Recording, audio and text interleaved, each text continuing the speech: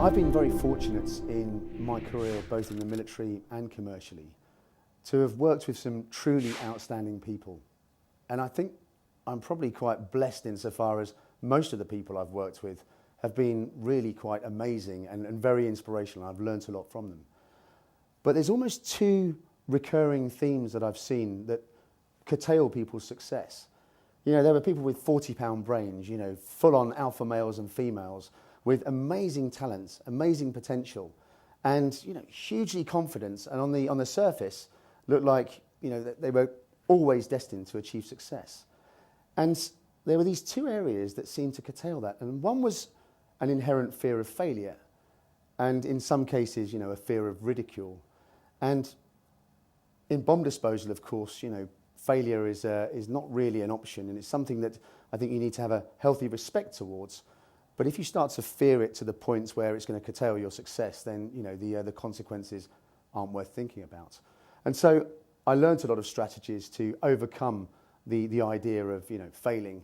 And certainly in a training environment, and in an environment where, you know, many of us are sort of quite sensitive, it doesn't matter how great and successful we might be, when somebody's actually being critical, or when you think there's an opportunity for someone to criticise, or, you know, for you to be the subject of ridicule, that tends to curtail people.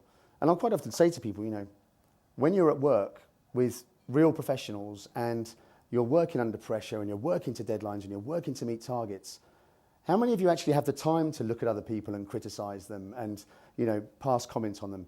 And the truth is most people don't. And yet people are very sort of self-conscious about it, you know. And there are all these people that have succeeded, achieved tremendous success, but actually most of them have tasted failure at some point. And it's that sort of taste of failure where they've been able to learn the lessons, and it's been that sort of, you know, it's lit the touch paper that gives them that sort of, you know, the energy and the drive and the desire to achieve success. So that's definitely one area, you know, and I will always say to people, don't fear failure. And the other is fear of change. Everything in nature evolves, everything in business evolves, everything in technology evolves.